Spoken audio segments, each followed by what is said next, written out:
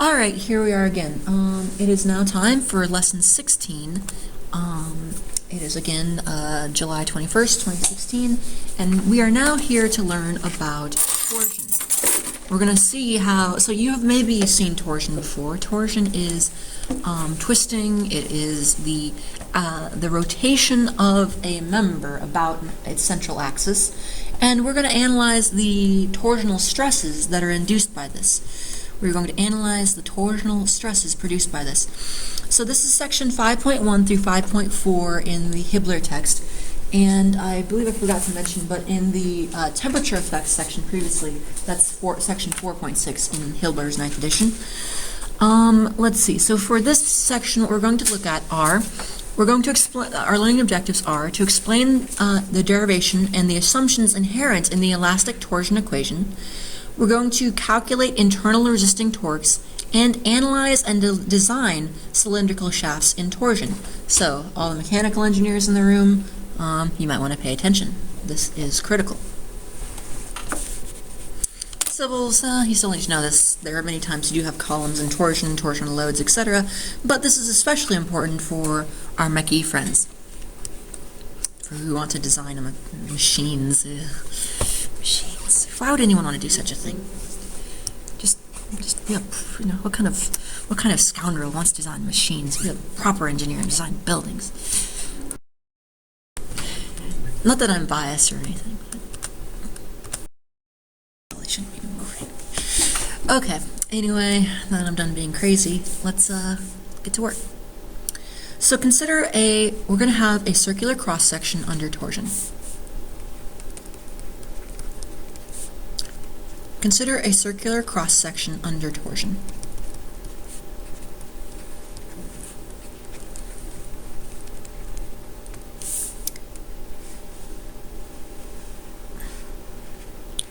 A circular cross-section under torsion.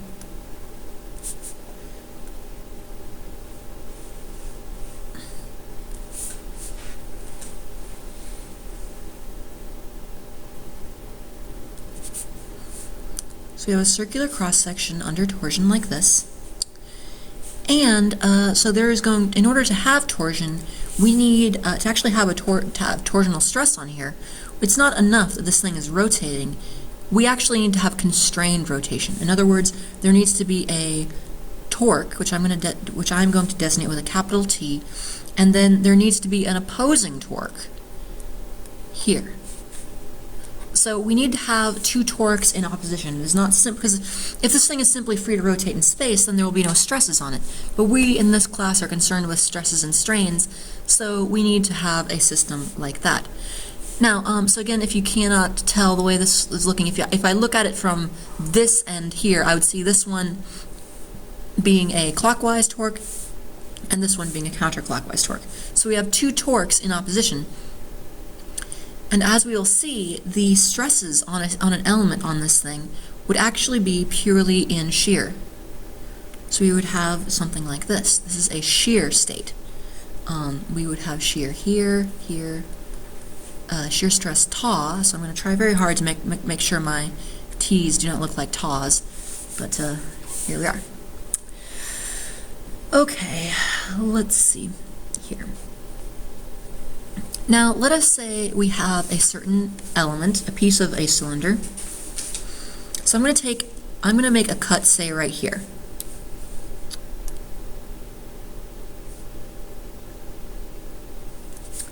And then, let's see here. I'm going to have an element here. In fact, I might make this a little bigger because I'm going to have to. In fact, I might just draw the end of it first. That's where I'm going to have to draw the most things. So let me just draw a circular end where I've cut it here. And this is another one of my perfectly drawn, perfectly round, perfect circles. That's a perfect circle. If you can't tell, obviously it's your eyes that are bad, not my drawing skills. It's your eyes that are deceiving you and making it seem like that's not a perfect circle. The circle is obviously perfect. Yes, your eyes do deceive you. Okay, anyway, I'm back to sanity. So there is going to be a torque here, an external load, an external torque, a capital T. Balancing that, I am going to have what I'm going to call capital TR, which is the resisting torque, the resisting torque TR. So whatever internal forces are present must be enough to resist to sum up to TR in order to resist T. So I am going to have I need to mark the center point.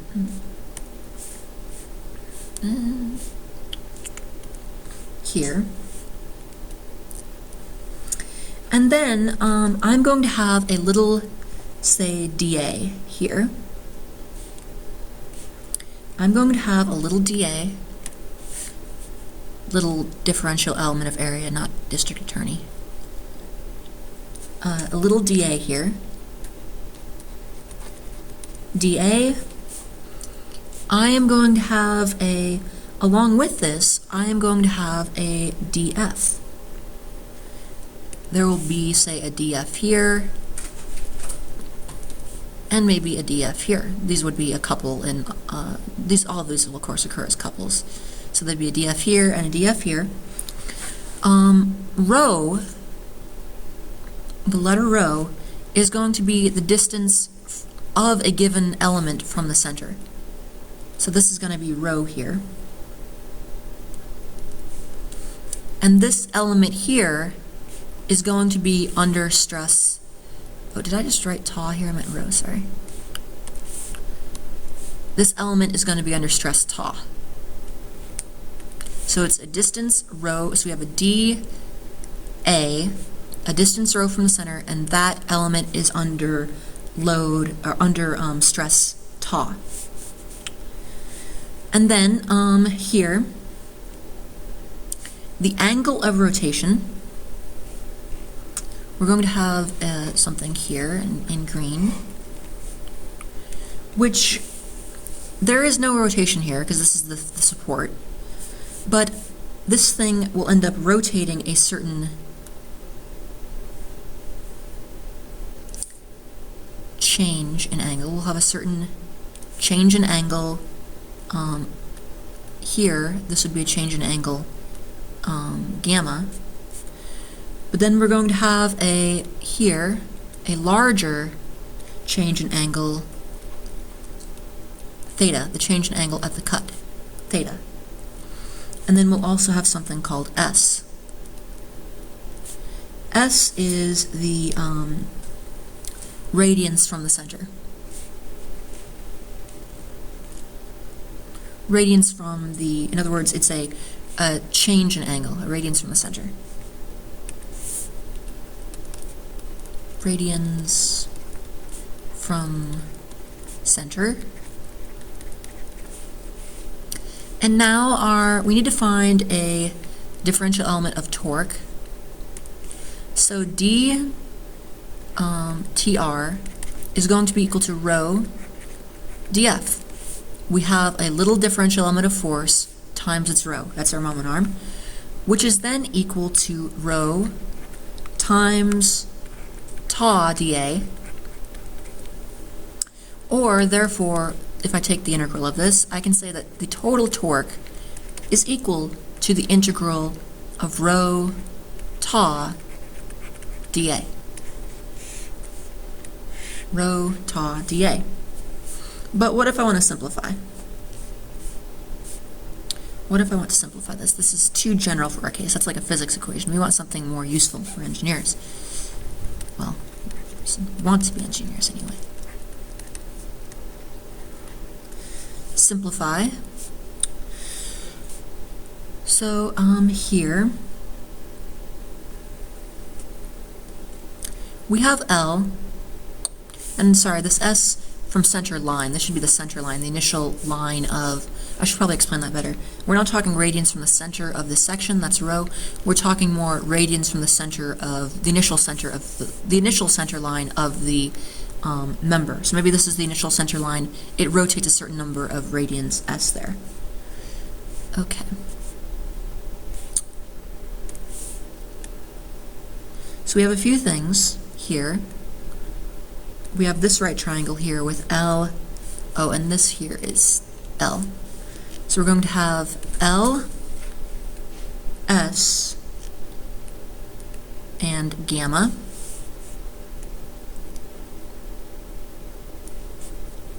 And then we're going to have S, let's say, oh, you know what, I labeled this phi, or theta, I should probably label this phi, that's more standard used, sorry. Oh, I erased too many things, as I often do. That's still S, that's good.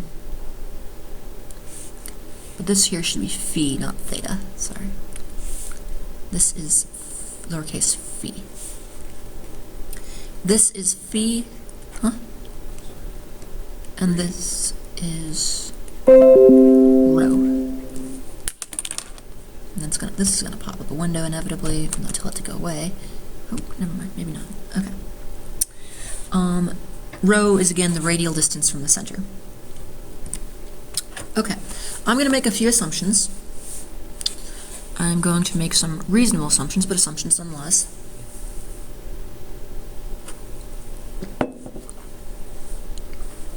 So I'm going to assume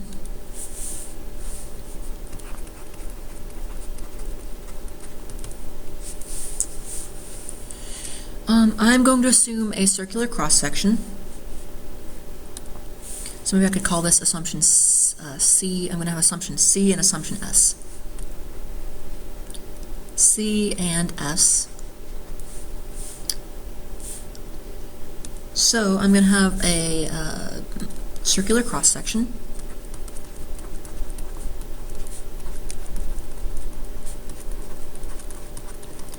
And from this, I can get that plane sections remain plane. You'll see it a lot, especially in beam theory, the phrase plane sections remain plane. Remain plane. And also that we have small deformations.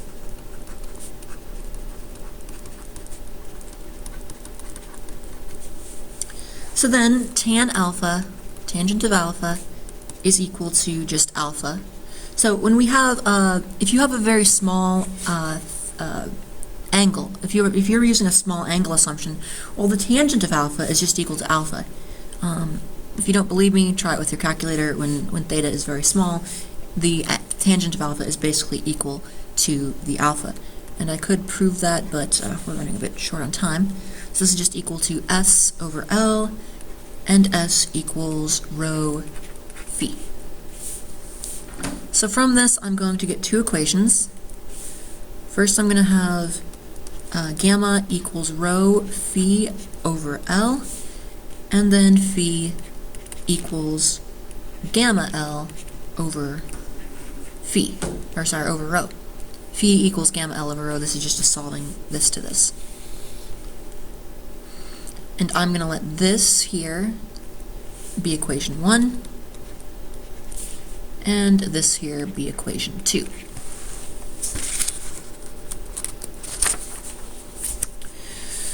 Okay, so we need to have some constants.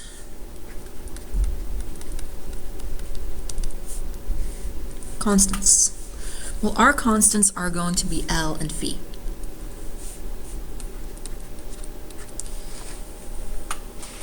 In other words, it's constant for, now phi is not always constant, length is generally constant, but phi is constant for a given t. Phi is your total angle, total angular rotation at the end of the cut. So this is constant for a given loading. And we are, what we're concerned with is phi is again our total angle of rotation, and we are going to be integrating across an area, or across a length, etc., etc. Okay.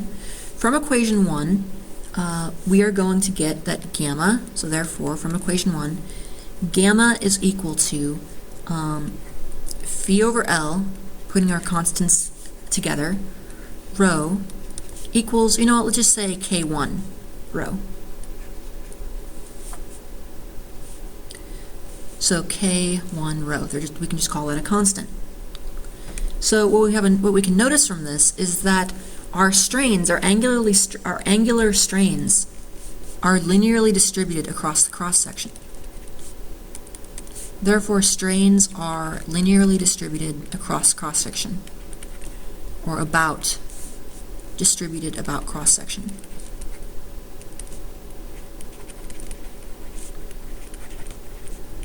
About cross-section.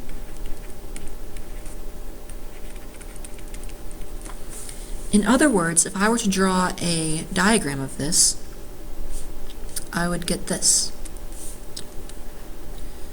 If I were to draw a cross-sectional strain diagram, the relationship between strain and radius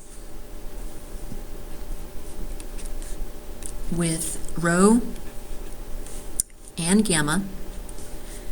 So this is the cross-section of the member. Cross-section of member.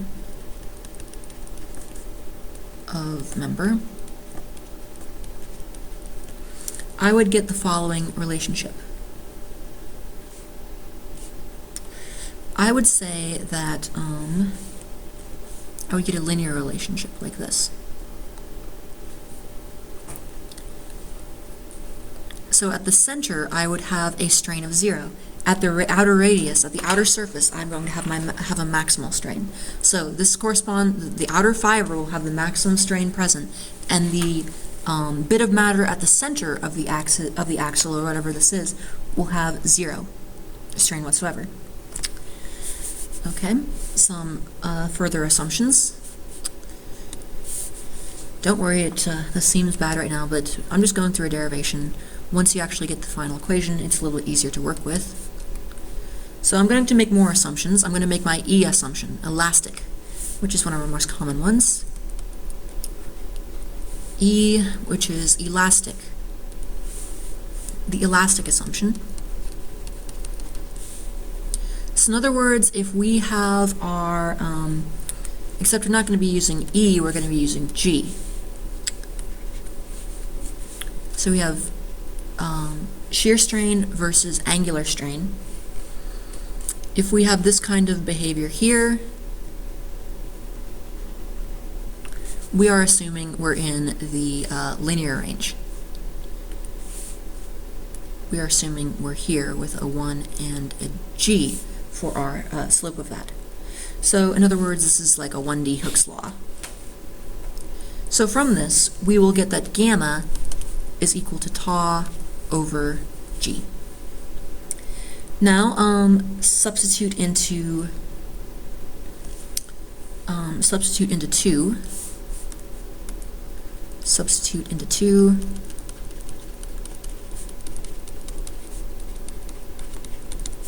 If I substitute this into equation 2, I will get equation 3, which says here, phi equals tau L over G rho, which may actually be something useful, but we're not quite done yet. I'm going to call this equation 3.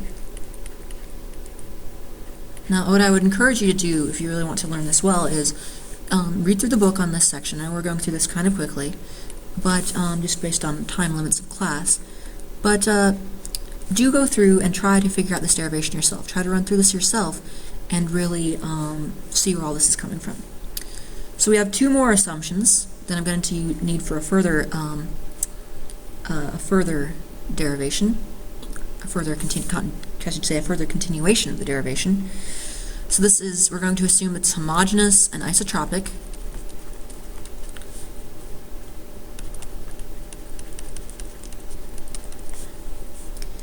And what we can see from this is that G, phi, and L are all constants.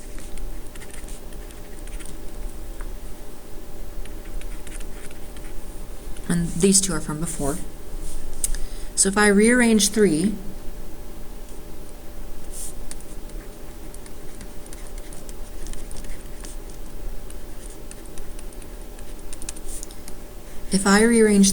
I will get that tau equals G phi over L times rho, basically grouping all the constants together, or simply K2 times rho. In other words, shear stress is also linearly distributed. Shear stress is also linearly distributed.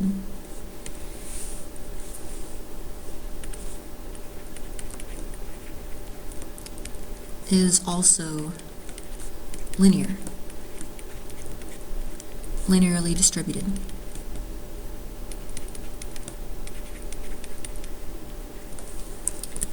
In other words, if I do I need to go back? Okay. In other words, if I were to make a drawing of this, it would look very similar to the other problem, or the strain case, where we have rho and phi, or not rho and phi, tau and rho, where we have tau and rho and tau, and the relationship between strain, stress and radius is like this. It's a linear relationship. So in other words, if you have a constant cross-section, you'll get a simple linear relationship for the stress versus the radius, or the distance from the center, where the shear stress will be maximum at the surface and 0 at the center. So again, if I want to list all my assumptions, all of my assumptions here,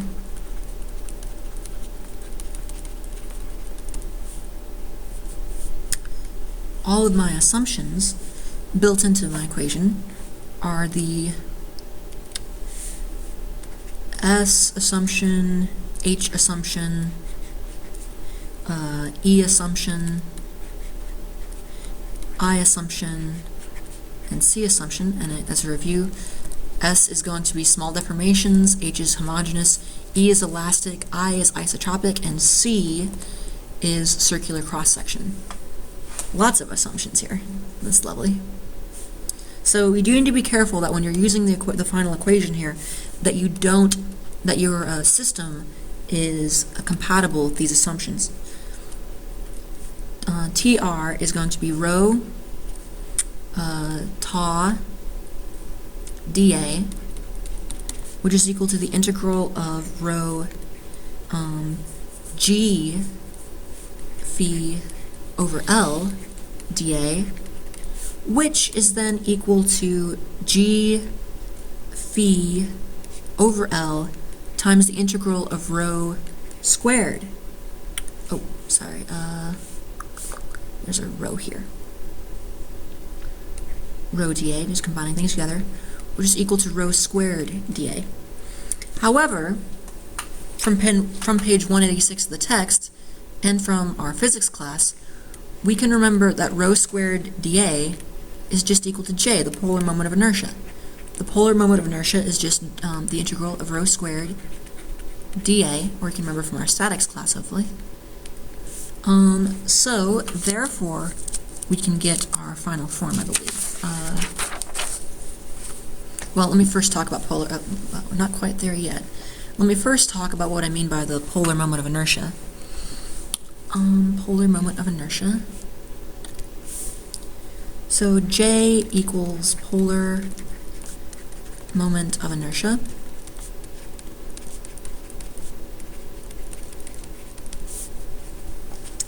It measures resistance to torsion,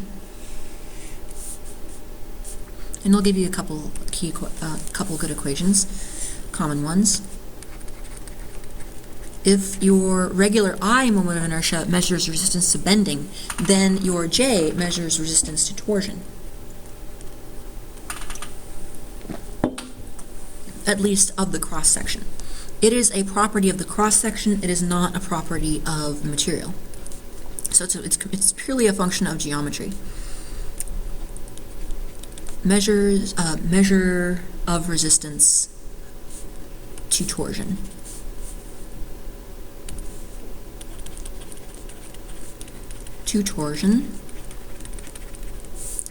And some big ones that we need to be aware of. Hollow, so I'll give you the calculation for the formula for a solid circle and a annulus, or a hollow circle or ring. These are found on page 52 of the FE manual, but you can also think of this as J equals 1/2 C naught squared and this one j equals, 1/2 pi C0 squared, and this one is 1/2 pi times C0 squared minus Ci squared, where we have this relationship here, where these variables are defined as, if you have an annulus, basically this is, actually I should probably say CO, not C0, sorry. Ci is the inner radius, and CO is the outer radius. So fairly straightforward, hopefully. Clear as mud. And finally, after all of this nonsense, we finally get the equation I'll be using most often.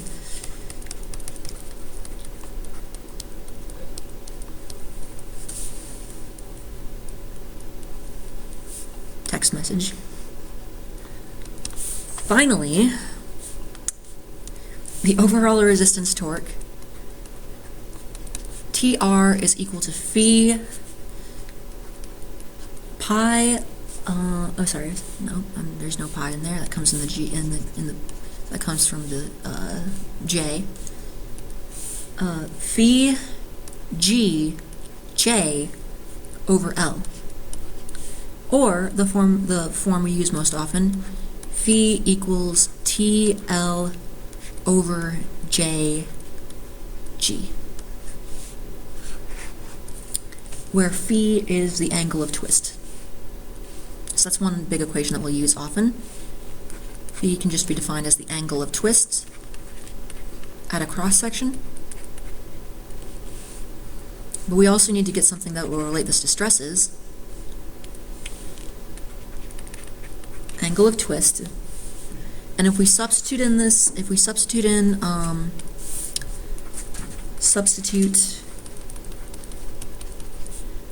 phi into equation 3, we will get the following. We will get TL over JB, or JG, sorry. TL over JG is equal to tau L over G rho.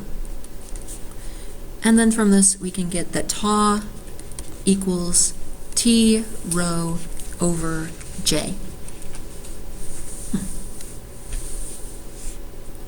So the shear stress in a circular cross-section at a certain radius is just the torque times how far you are from the center over the polar moment of inertia. And that's it. I have an example I should probably work through. Let's see how we are for time. And we're doing it, I guess. Okay. So I do have one example I'd like to work through. Here. Actually, let me see how we are on time. Yeah, we got a little more time here.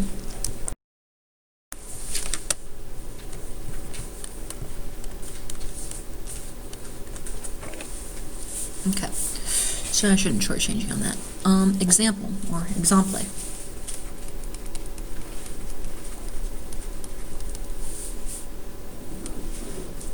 So, say we have a member that is a shaft made of two different materials. I'm going to have one portion of this, the portion on the left is going to be made of aluminum, and the portion on the right is going to be made of steel. So I'm combining several things together into one sort of grand example problem. So I'm going to have aluminum and steel somehow seamlessly welded together into one rotating shaft. I don't know why you would make such a thing, but if you really wish to, I suppose you could. So the steel section, so this is going to be, this is going to be aluminum, aluminium, and this is steel. However, just to make things more difficult, we're going to drill a hole in the aluminum section. So this has a hole going all the way through it, just to make our life difficult. And let's see, I'm going to have forces, or actually torques applied here. I'm going to have several torques applied here. It's not just one torque, it's not just, oh my god, that looks terrible. Not just one torque, but several. I'm going to have a 10 pi kib-inch torque here. I'm going to have, let's see, in the middle of the steel section. So at the end I'm going to have a 10 pi kib-inch torque this direction, clockwise. Then a counterclockwise 22 pi kib-inch torque in the middle of the steel section. Well, not exactly in the middle, I'll show you where. 22 pi kib inches here. And then finally, there's going to be a reaction torque. It's supported on this end, but I'm just going to call this TD, and this is unknown. We'll have to calculate that. So let me draw the dimensions on here. Well, essentially what we have is we have a 4-foot long aluminum section, and we have a 5-foot long steel section. However, I just want to include the dimensions to the load. This is going to be 2 feet and 3 feet. So the overall steel section is 5 feet long. We have a 4-foot aluminum section, a 5-foot steel section, but we have this load in the middle of the steel section, 2 feet from the end of it. Okay. Now I need to label some points that I'm going to use, and these will be as follows: A, B, C, and D. Such creative names I use. And so that's, now you realize why this is called TD. It's called TD because that is the torque at point D. Then if I use given, I also need to have, so all this nonsense was given, plus I'll need some material properties and some other things. Given aluminum G, the modulus of rupture, equals 3,900 KSI. And here for the steel, well, we know that one. Well, actually, maybe not. But just know that the G for good, strong American steel is 11,000 KSI. Good, strong stuff. Our R naught is going to be 3 inches, and our R internal is going to be 2 inches for the aluminum hollow section.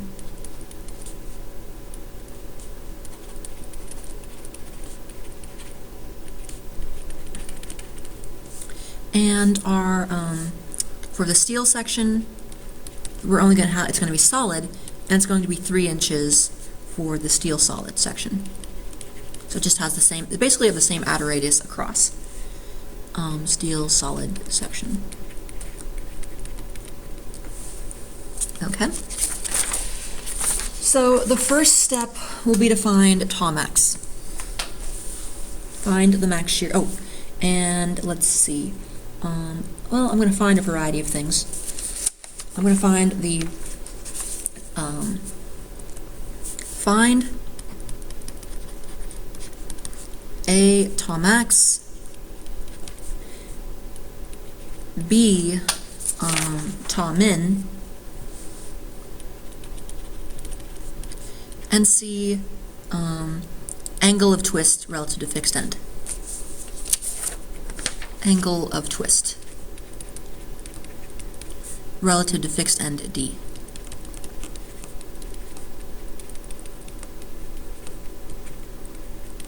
Relative to fixed end. Okay, so the first step will be A. We're going to find tau max, the maximum shear stress. Find it does not have an M in it. Find tau max. So we're going to try to find the tau max, the maximum shear stress. Okay, so I am going to do a kind of summation that you perhaps haven't seen before. I'm going to do a summation of torques. Let's do like that. This is positive, counterclockwise positive. So I'm going to actually make sure to draw that as, actually I'm doing clockwise positive just for fun. So that'll be 10 pi kip inches minus 22 pi kip inches plus TD equals 0. And you solve that, you'll get that TD, the torque at the reaction end, is 12 pi kip inches. Okay? So we're going to need to find some J's. The TAW, remember again, is TR, the reaction torque, rho over J, or just T rho over J. Now we need to find this for both the aluminum and so in other words, we're going to need to find J for both the aluminum and the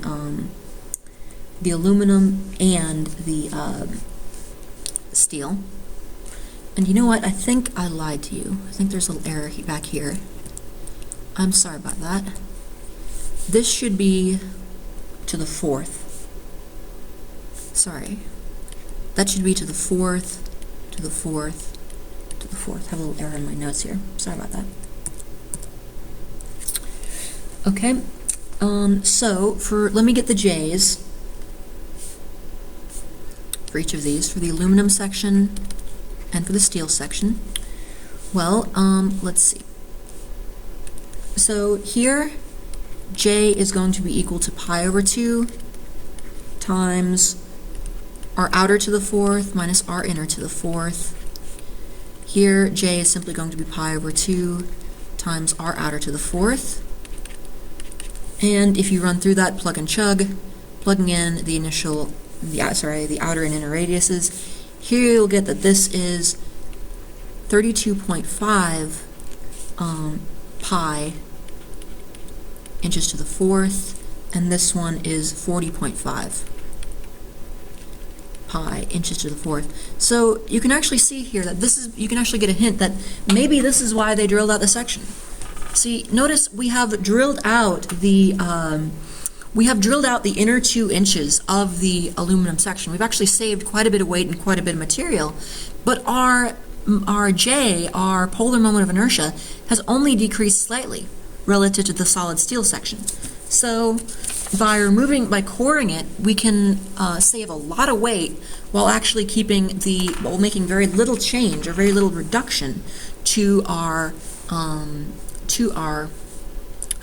ability to resist torque. Now I am going to draw a torque diagram. Torque diagram. This time I'm going to take a counterclockwise torque as positive. I know this equation needs to reverse that, but it's okay. Okay, so draw a torque diagram.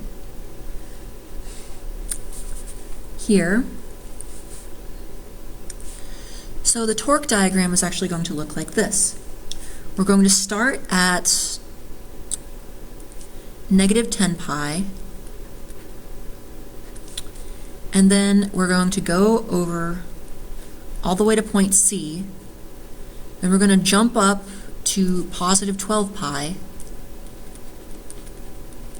torque, and this is going to be T. Must not confuse those two. This is T in kip inches. T in kip inches. So let me level my points.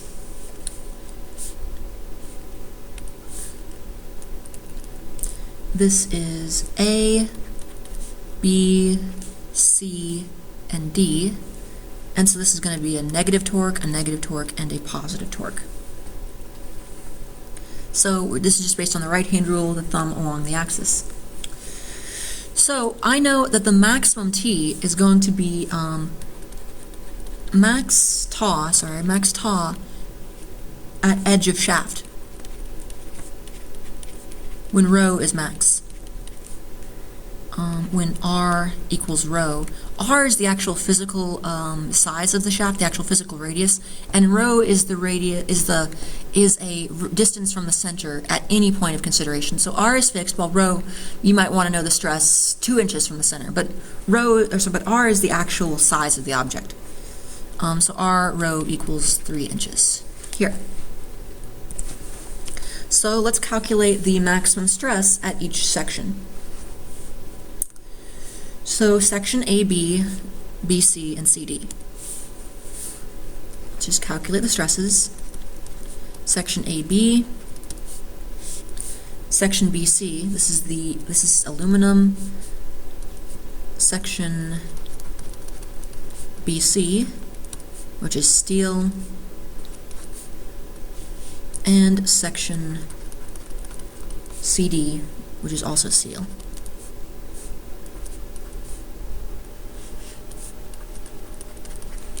Well, this is just going to be for all of these, the equation is we're going to have the same equation. Tau equals TR over J, tau equals TR over J, tau equals TR over J. And so we're going to have negative 10 pi times 3 inches over 32.5 pi inches to the fourth. It's just plug and chug from here. Negative 10 pi kip inches, this is kip inches as well, times 3 inches over 40.5 inches to the fourth equals 12 pi kip inches times 3 inches over 40.5 inches to the fourth. So these are the same J, but different torques due to our different loadings, or due to the loading along the member. So this comes to negative 0.293 KSI, so relatively modest KSIs, negative 0.74 KSI, and this is 0.9 KSI. So this is the critical one. This is our answer. The aluminum section actually has the maximum shear stress. This is critical, so this is our answer, negative 0.923 KSI at rho equals, at the outer radius, rho equals 3 inches. So then, for part B, let us find the min, tau min, and where. Well, that's actually fairly trivial. That's actually very easy, and we can simply say in both the steel and the aluminum sections, at center of shaft. For here, tau will equal 0, specifically at the center of the steel shaft, because the aluminum section doesn't have any. If I draw the strain diagrams for, the stress diagrams for each of these, here,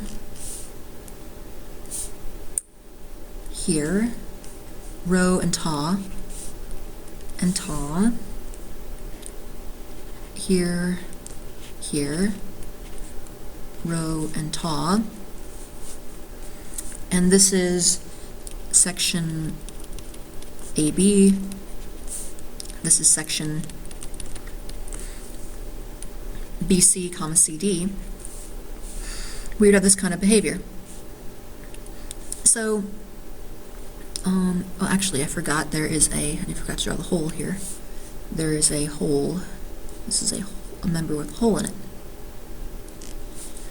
So what's going to happen here with the stress is that we would have a linear line from the center, but we wouldn't actually have stress at that level. We would only have stress in the portion that is physically there, like this. While this will be, the stress will continue to exist and diminish all the way from the outer fiber to the inner radius. So finally, part C, find the overall angle of twist, the combined angle of twist at the fixed end. Find angle of twist relative to fixed end.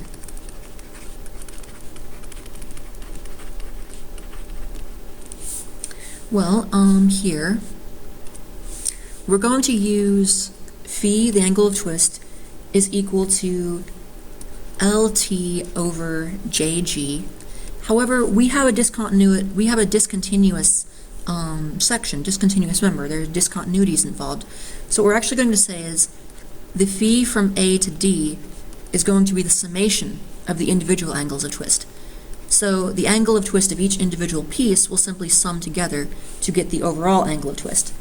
In other words, I can say that phi from A to D is going to be equal to the phi from A to B plus the phi from B to C plus the phi from C to D. Moving along. Let's see. So then just plugging these in, literally just using LT over JG. If you work through all of this, it's literally just plug and chug. Let me just see what I can do. For example, phi AB equals 4 foot times 12 inches per foot. You've got to use compatible units, times negative 10 pi kip inches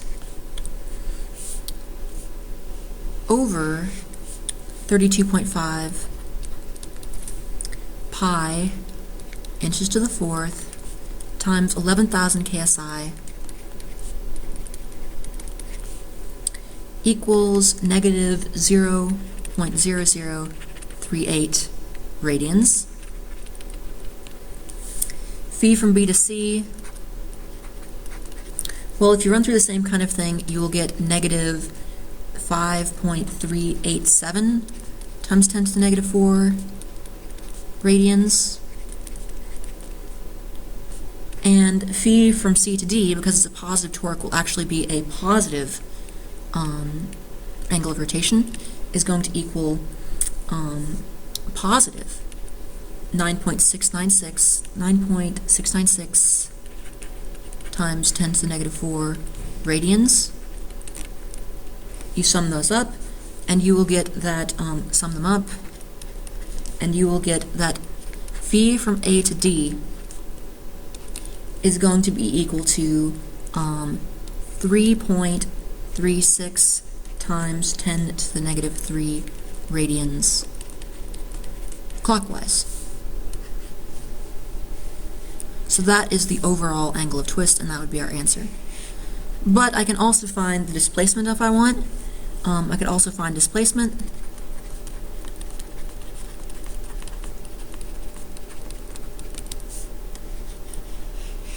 And this would be governed by our arc length equation. S equal R phi equals 3 inches times 3.36 times 10 to the negative 3. My God, that looks awful. 3.36 times 10 to the negative 3 equals 0.01, or I'll just say 0.0101 inches. And that would be how far in inches, how far the outer fiber of the far end from the fixed support actually rotates. All right, I know I went through that fairly quickly. Thankfully, I have a video. You can go back and review through it. You have a book. I would recommend that you read through it, go through the derivation, try to trace through the derivation and this example problem, and that will be a good introduction to torque, which we will continue tomorrow. All right, so hope the exam went well. For students watching this semester, hope the exam went well, and I will see you again tomorrow. And